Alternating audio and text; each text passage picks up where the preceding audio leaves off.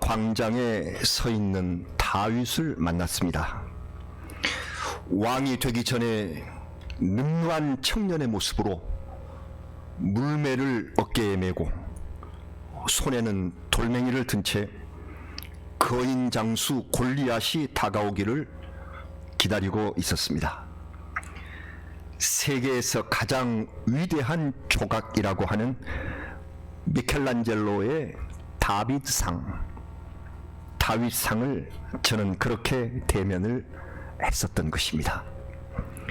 좀 민망한 것은 주인공 다윗이 갑옷은커녕 시로라기 하나 걸치지 않은 나체라는 점인데, 제가 또 의문이 되면 잘 못 참는 성격이 돼서 왜 다윗 왕이 할례 받지 않는 상태로 되어 있는가 그렇게 물었더니 일행 중에 미대 교수께서 사실성보다 예술성에 중점을 둔 결과이며 이것은 르네상스 시대의 특징이라고 그렇게 대답을 하셨습니다. 다윗상에 대해서는 설교 말고 다른 시간에 우리 성도님들과 서로 말씀을 서로 나누게 되기를 바랍니다. 그 하얀 다윗 조각상에 심취해 있었던 그런 시간이 지나자 가이드가 가시자고, 이것은 모조품이고 진품은 피렌체 아카데미아 그 안에 보존되어 있다고 해서 마음에 좀 서운했었던 그런 기억이 납니다. 다윗 왕은 3000년 전에 살았던, 우리나라도 아니고 유대 사람인데도 불구하고 세계 각지에서 온 모든 사람들이 친밀감을 느끼며 마치 자기 형제를 만난 듯이 그렇게 기뻐하는 이유가 무엇일까요? 이토록 시간과 공간을 초월해서 온 세상 사람들의 가슴에 새겨진 그 이름이 다윗 말고 또 있겠습니까? 다윗의 용맹에 우리 마음이 힘을 얻고 다윗의 시와 노래가 내 심령을 움직이며 그의 눈물과 회개에 나의 영혼이 뜨거워집니다. 나와 함께 있는 분, 또 다윗의 별은 이스라엘 상징입니다. 다윗의 별 아시죠? 삼각형이 있고 또 거기 겹쳐서 삼각형이 거꾸로 있는 그 다윗의 별은, 삼각형 두 개는 어쩌면 내 마음의 방패가 되어서 영원히 가슴속에 빛나는 것 같은 그런 느낌을 받습니다. 다윗이 온 민족과 함께 하나님을 찬미하기를 원했고 우리 하나님께서 그 기도를 받아주신 결과입니다. 다윗이 사무엘서에서 노래로 하나님께 아뢰는 그 내용이 이렇게 마무리가 됩니다. 사무엘하 22장 50절과 51절이 이렇습니다. 이러므로 여호와여, 내가 모든 민족 중에서 주께 감사하며 주의 이름을 찬양하리이다. 여호와께서 그의 왕에게 큰 구원을 주시며 기름 부음 받은 자에게 인자를 베푸시며 영원하도록 다윗과 그 후손에게로다 하였더라. 아멘. 이 말씀을 이루어 주셨습니다. 하나님께서 이 말씀처럼 다윗을 사랑하셔서 3000년이 지난 후에도 세상 민족 역사에 기록된 인물이 되게 하신 것입니다. 오늘 성경 말씀 그대로 이스라엘과 온 세상 모든 나라의 역사가 다 다윗을 주목하게 해 주셨습니다. 그리고 그 당시에 위대한 선지자들이 다윗 왕의 행적을 하나도 빠짐없이 다 기록했다고 오늘 성경에 기록되어 있지 않습니까? 여기 선견자 사무엘, 선지자 나단, 선견자 갓, 이런 분들이 처음부터 끝까지 하나도 빼지 않고 다윗의 역사를 다 썼다고 합니다. 여기 성경에 선견자와 선지자로 나누어 써져 있는데 그 의미에 큰 차이는 없습니다. 굳이 구분한다면 선견자는 seer, see, 보단 말, seer, 보는 사람이라는 뜻으로 앞을 내다보면서 선구적인 사역을 수행한다 하는 뜻으로 선견자, seer라고 썼고요. 선지자는 prophet, 하나님의 메시지를 전하는 예언자입니다. 같은 뜻이라고 볼 수 있습니다. 그분들이 쓴 기록은 지금 전해지지 않으나 사무엘서 속에 부분적으로 남아 있습니다. 다윗은 BC 기원전 약 1040년 무렵에 태어난 분입니다. 유다 베들레헴에서 이세의 막내 아들로 태어났습니다. 룻기의 주인공인 보아스와 룻의 증손자입니다. 그는 전쟁에서 위기에 처한 나라를 구하고 사울 왕의 보좌관이 됐지만 많은 박해를 받으면서 고난을 겪습니다. 그 후 유다 지역에서 왕이 되고 고결한 신앙과 인품으로 인해서 곧 통일 왕국을 이루고요, 예루살렘을 수도로 삼아서 하나님의 성으로 만들었습니다. 40년을 통치하면서 든든하게 나라의 기초를 닦았을 뿐 아니라 앞으로 오실 메시아의 예표적인 인물이 되었고, 아들 솔로몬에게 부유하게 왕권을 물려주었습니다. 대규모 찬양단을 만들어서 신앙과 문화 예술의 성장을 이끈 선구자였습니다. 그가 다윗이 이렇게 된 것은 한마디로 하나님의 마음에 합당한 사람이었기 때문입니다. 사도행전에 있는 하나님의 말씀입니다. 사도행전 13장 22절에 이렇게 기록되어 있습니다. 패하시단 말은 사울을 왕에서 패하시고 그리고 다윗을 왕으로 세우시고 증언하여 이르시되 내가 이새의 아들 다윗을 만나니 내 마음에 맞는 사람이라 내 뜻을 다 이루리라 하시더니, 내 마음에 맞는 사람이다. 하나님의 마음에 맞았기에 이분은 하나님의 뜻이 이 땅에서 이루어지기까지 세상 역사의 중심에 서 있게 된 것입니다. 세상 역사를 지키고 있는 사람, 하나님의 뜻에 맞는 사람. 여러분, 하나님의 마음이 맞는 사람, 하나님 마음에 맞기 위해서 세 가지 요건을 지녀야 한다고 생각합니다. 그 첫 번째가 담대한 용기입니다. 다윗을 생각하면 첫 번째 담대한 용기. 다윗이 역사의 전면에 등장하는 무대가 바로 엘라 골짜기에서 벌어진 골리앗과의 싸움이었죠. 하나님과 이스라엘 군대를 모욕하는 그 거인 앞에 아무도 감히 나서지 못하고 있었을 때에 소년 다윗이 물매와 돌멩이를 가지고 골짜기에 섰습니다. 정말이지 그 하얀 조각상의 벌거숭이와 다름없이 아무것도 감추지 않는 모습, 오직 가슴 속에 하나님을 믿는 그 믿음만을 가진 채 거인 장수 앞에 섰습니다. 아무리 양떼를 지키며 짐승을 물리친 경험이 있다고 할지라도 그 엄청난 위용으로 저주의 말을 내뱉으며 다가오는 골리앗이 어찌 무섭지 않았겠습니까? 그때 다윗은 아마 여호수아에게 주신 하나님의 말씀을 마음에 새기고 있었다고 봅니다. 그 유명한 말씀, 여호수아 1장 9절 말씀을 마음에 새기지 않았을까요? 우리 여호수아 1장 9절의 말씀을 우리 함께 봉독하시겠습니다. 내가 내게 명령한 것이 아니냐, 강하고 담대하라, 두려워하지 말며 놀라지 말라, 네가 어디로 가든지 네 하나님 여호와가 너와 함께 하느니라 하시니라. 아멘. 이 말씀 기억하십니까? 삶에서 가장 어려운 순간이 닥칠 때마다 우리로 늘 외치며 믿었던 이 말씀, 이 말씀보다 더 용기를 주신 말씀이 어디 있을까요? 담대하라, 용기를 내라. Be strong and courageous. strong, 강하라. courageous, 용기를 내라. 내가 너와 함께 있을게. God will be with you. 세상에 어느 사람이든지 우리말이든 영어이든 무슨 말을 쓰든지 이 귀한 말씀을 사람을 잊지 않고 살아갑니다. 강하거라, 담대하거라, 내가 너와 함께 있다. 그래서 다윗은 내가 하나님의 이름으로 너에게 나간다 외치면서 물맷돌을 날려서 단 일격에 이 거인을 제압할 수가 있었던 것이죠. 그 후로 온 세상은 약자가 강자를 이기는 것을 다윗과 골리앗이라는 용어 속에 담았습니다. 거기에는 하나님이 함께 계신다 하는 대전제가 작용하고 있는 것입니다. 하나님이 함께 계신다는 다윗의 믿음, 그걸 가지면 세상에 어떤 거대한 악도 어떤 시련도 어떤 사탄의 괴계도 우리 앞에 감히 설 수가 없습니다. 그 후로 다윗은 온 세상 사람들에게 진정한 담대함이란 싸움에 이기는 것만이 아니라 인내가 뒤따라야 한다는 사실을 가르쳐 주었지요.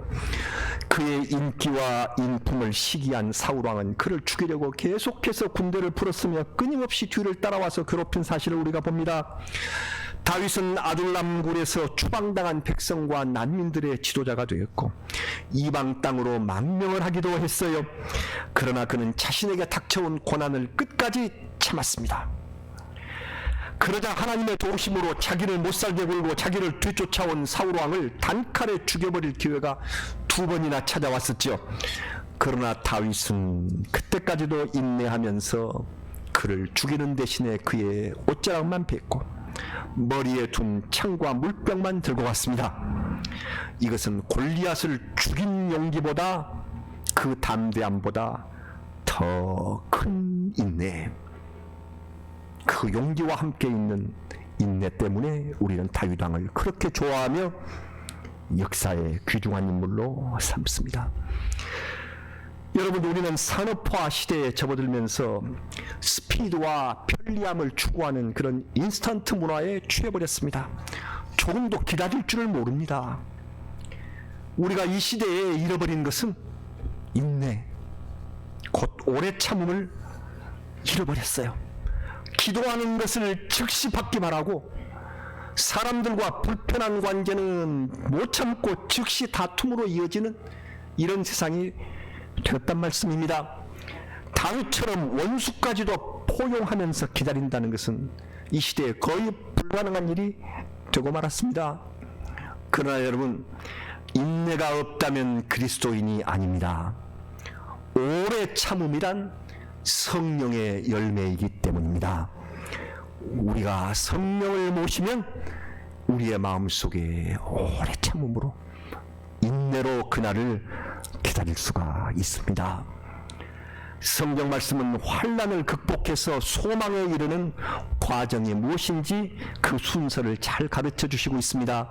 기억하시죠? 로마서 5장 3절과 4절 이렇습니다. 다만 이뿐 아니라 우리가 환난 중에도 즐거워하나니 이는 환난은 인내를, 인내는 연단을, 연단은 소망을 이루는 줄 알미로다. 아멘.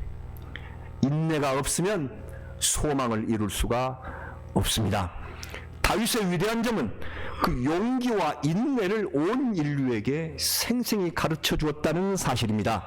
세계의 역사에 그의 이름이 사라질 수 없는 첫 번째 이유가 바로 이것 때문입니다.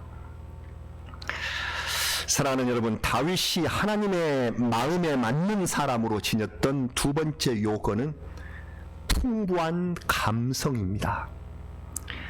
그는 하나님께서 주신 인간의 감성을 잘 발휘하기 위해서 전력을 다합니다. 감성이란 인간이 삶에서 느끼는 즐거움과 슬픔, 분노, 유쾌함, 불쾌함 같은 감정을 가리키는 것입니다. 사람들이 이것을 잘 제어하지 못하는 까닭에 감성보다 지성의 중요함을 강조하는 경우가 많습니다. 그러나 이 감성은 하나님께서 인간에게 주신 아름다운 은혜입니다. 다윗은 이 은혜를 받아서 그의 감성으로 하나님을 찬양하고 그 영광을 높인 최고의 시인이며 음악가가 되었습니다. 이 감성이 영성과 결합할 때 세상을 아름답게, 역사에 그의 이름을 남게 했습니다. 다윗은 무술을 연마할 때가 아니면 늘 시와 찬미로 감성을 표현했네요. 성경에 보니까 날마다 수금을 타고, 수금 하프입니다. 그 당시에 가장 은혜로운 악기 하프를 타면서 악기를 연주했습니다. 다윗의 인내와 포용력도 이 악기 연주를 통해서 얻은 은혜일 것입니다. 우리는 평소에 말하기를 살면서 악기 하나쯤은 연주할 줄 알아야지 이렇게 말하면서 삽니다. 오래전에 프랑스의 대통령이었던 이 미테랑이 샹제 라비, 그걸 기억을 하고 있습니다. 삶을 변화시키자, 이렇게 말하면서 그 공약 속에 공약의 하나로 일국민 일악기라는 문화 정책을 폈던 생각이 납니다. 오래전이었는데 참 부럽다 하는 생각이 저에게도 들었었어요. 그래서 이 미테랑은 악기 연주가 삶을 변화시키는 한 방법이라고 여겼던 것이지요. 여러분, 우리가 바쁜 일상에 시간을 얻기 어려워서 악기 연주를 못한다 하는 것은 핑계일 뿐입니다. 우리 교회에 저는 잘 모릅니다만은 연주의 능력을 가진 분들이 많이 계신 줄로 압니다. 피아노, 신디, 기타, 오늘 또 다 연주들을 하셨네요. 그리고 색소폰, 우리 교회의 자랑. 특히 연주자의 평균 연령이 가장 높은 우리 교회의 색소폰 연주자들은 다윗의 은총을 이어받으신 분들입니다. 잘 하셔서 하나님께 영광을 돌리시기를 바랍니다. 연악기가 안 되면 목소리로, 우리 성악으로 잘 준비해서 찬송을 부릅시다. 다윗을 사랑하신 하나님께서는 찬송하고 악기로 영광을 돌리고 목소리로 하나님 찾기를 원하는 우리의 삶과 믿음을 바꾸시고 그 헌신을 받아 주실 줄 믿습니다. 음악뿐 아니라 또 하나 하실 것이 시를 쓰거나 또는 문학적인 글을 써서 끊임없는 자기 표현을 하십시오. 이것이 다윗이 우리에게 주신 모범입니다. 다윗 그분은 하나님이 창조하신 하늘, 늘 우리가 바라보는 달과 별을 볼 때 그냥 무덤덤하게 넘어가지 않았습니다. 달이 있구나, 별이 있네, 그게 아니라 시편 8편 3절 4절 주의 손가락으로 만드신 주의 하늘과 주께서 베풀어 두신 달과 별들을 내가 보오니 사람이 무엇이기에 주께서 그를 생각하시며 인자가 무엇이기에 주께서 그를 돌보시나이까. 하늘을 바라보면서 저 무한한 우주 속에서 하나님의 세밀하신 창조의 권능을 손가락의 움직임으로 형상화를 시켰습니다. 아름다운 시는 저 하늘까지 주님의 손가락 속에 움직이는 감성의 무대가 되게 합니다. 다윗은 시편에 있는 150편의 시편 가운데 거의 절반에 해당하는 73편 73편의 시를 지어서 성경에 그의 시가 올라 있습니다. 그 중에서도 그 73편의 시 가운데서도 최고의 시를 고르라면 무엇을 고르시겠습니까? 아마 23편이 아닐까요? 그는 자신의 목동 시절을 떠올리면서 하나님을 목자에 비유했습니다. 시편 23편 1, 2절만 같이 읽으실까요? 너무 잘 아시는 것이니까 읽겠습니다. 여호와는 나의 목자시니 내게 부족함이 없으리로다. 그가 나를 푸른 풀밭에 누이시며 쉴만한 물가로 인도하시는도다. 아멘. 다윗의 시입니다. 이 아름다운 감성 표현은 훗날 예수 그리스도께서 백성의 목자로 오실 것을 예언한 영적인 시가 되었습니다. 우리 모두 다윗을 따라서 찬양하고 노래하며 글을 쓰는 성도가 되십시다. 저는 지난 주간에 기독 신춘문예 시상식에 참석을 했습니다. 제가 기독 신춘문예 소설 심사위원이었기 때문이었습니다. 당선된 새 문인들을 만나보니 공통점이 모두 나이가 적지 않다. 네. 그리고 다 여성들이셨는데 나이가 적지 않는 분들이다. 제가 당선시킨 소설 당선자께서 제일 젊었습니다. 제가. 그런데 그분이 벌써 60살 문턱을 막 넘고 있더군요. 교사 출신인 여선교사님이었습니다. 이분들이 다 나이가 그렇게 됐지만 이제부터 시작이라는 마음으로 열심히 즐겁게 글을 쓰시고 그리고 투고를 하시고 늘 글과 함께 산다. 시와 소설, 수필과 함께 산다고 하셨습니다. 가슴이 뭉클했습니다. 우리 교우들도 다윗의 후손이 되시는 마음으로 열심히 노력하셔서 신춘문예에도 응모를 하시고 시인도 되시고 그리고 연주자가 되시고 찬송하는 찬송가로 하나님께 영광을 돌리는 이들이 되셔서 하나님의 마음에 맞는 다윗과 같은 그런 자녀가 되시기를 간절히 바랍니다. 그렇게 하십시다. 하나님이 주신 감성을 발휘하자. 찬송과 그리고 글로. 하나님 마음에 합당하게 된 마지막 세 번째 요건은 진실한 회개의 사람이었다 하는 것입니다. 진실한 회개. 인간은 그 누구라도 하나님 앞에 온전할 수가 없습니다. 욕망 속에 죄성이 꿈틀거리고 사탄은 그 틈을 놓치지 않습니다. 우리는 지난 주일 말씀에서 전쟁을 위해서 인구조사를 강행했던 다윗의 죄를 보았고 그 백성을 징벌하신 여호와의 칼을 기억하고 있습니다. 그 무엇보다 더 큰 다윗의 죄는 나라를 위해서 전쟁에 나간 우리아의 아내 밧세바를 강제로 취하고 충직한 장수 우리아를 죽게 했었던 그런 무서운 죄악입니다. 선지자 나단이 다윗의 죄를 준엄하게 꾸짖었고 그러자 다윗은 내가 여호와께 죄를 범하였노라 인정하면서 진정으로 참회했습니다. 그는 금식하고 눈물을 흘리면서 시를 썼습니다. 시편 51편 11절이 이렇습니다. 이렇게 말했습니다. 나를 주 앞에서 쫓아내지 마시며 주의 성령을 내게서 거두지 마소서. 이렇게 기도했습니다. 하나님께서는 그의 회개를 받으시고 용서를 베풀어 주셨습니다.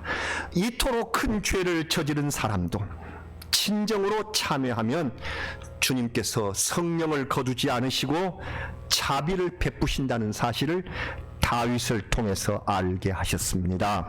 그리하여 인류는 다윗의 경험을 통해서 새로운 참회의 역사를 쓰게 되었던 것입니다. 그래서 하나님 앞에 온전하기 위해 쓴 사람은 참회록을 씁니다. 자기의 참회를 써냅니다. 성 아우구스티누스라고 불리는 어거스틴은 자신의 방탕과 쾌락 그리고 영적 혼란을 싣고 하나님 앞에 돌아와서 참회록을 썼습니다. 그 위대한 어거스틴의 고백록입니다. 오랜 세월이 지난 후에 톨스토이도 삶의 의미를 깨닫자 참회록을 썼습니다. 루소의 참회록까지 합하여 세계 3대 참회록이라고 부릅니다마는 루소의 경우 자신의 사생활 이야기를 중심으로 썼기 때문에 저는 이 루소의 글보다도 윤동주의 짧은 시, 우리나라 윤동주의 짧은 시 참회록을 그 속에 넣었으면 좋겠습니다. 윤동주의 참회록 가운데 짧은 그 대목은 내일이나 모레나 그 어느 즐거운 날에 나는 또 한 줄 참회록을 써야 한다. 사람들이 즐겁다고 하는 날에, 말하면 우리나라가 독립이 오는 날에, 내 모든 일이 잘된 그 날에 나는 기뻐할 것이 아니라 또 하나의 한 줄 참회록을 쓰자.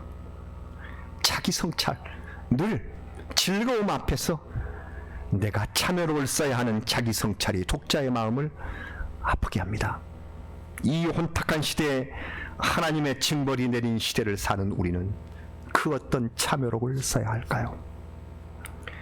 사랑하는 여러분, 다윗을 본받아 우리도 내 죄를 참회하고 이 시대를 성찰하는 그리스도인이 되어야 하겠습니다. 매일 짧은 시간이라도 반드시 시간을 내서 말씀을 읽고 자신의 참회록을 쓰십시다. 쓰시지 못한다면 하나님 앞에 참여하는 시간을 가져야 합니다. 그것이 바로 이 시대의 역사가 될 것이며 하나님의 용서가 내리는 통로가 될 것입니다. 하나님의 마음에 맞는 사람, 다윗은 세 가지 요건, 곧 담대한 용기와 인내로 하나님 앞에 나가며 사람들을 용서하는 법을 배웠고, 풍부한 감성으로 하나님 앞에 노래와 시와 글로서 찬양하는, 그래서 하나님의 마음을 풍성하게 은혜롭게 만들었습니다. 마지막으로 진실한 회개, 참회록을 쓰는 그의 모습을 하나님께서 사랑하셨습니다. 이것이 우리 삶의 역사가 될 것입니다. 내가 이 세상을 떠나고 없다고 할지라도 하나님 앞에서 맺었던 그 담대한 용기와 그를 향한 찬미와 그리고 진정한 회개가 남아있을 것입니다.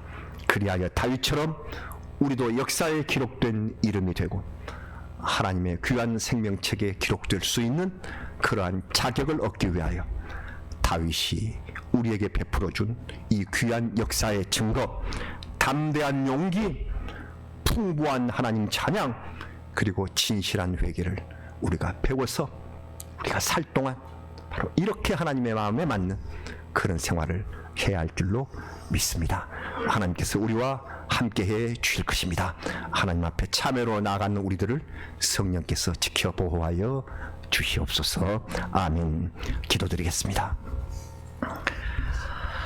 하나님의 마음에 합당한 다윗을 만나게 하심을 감사합니다. 역대상 끝에서 다윗이 인류의 역사에 길이 남았다고 하셨습니다. 왜 남았을까? 진정한 참회와 하나님께 드리는 찬미와 그리고 용기와 인내를 우리에게 배우게 하셔서 감사합니다.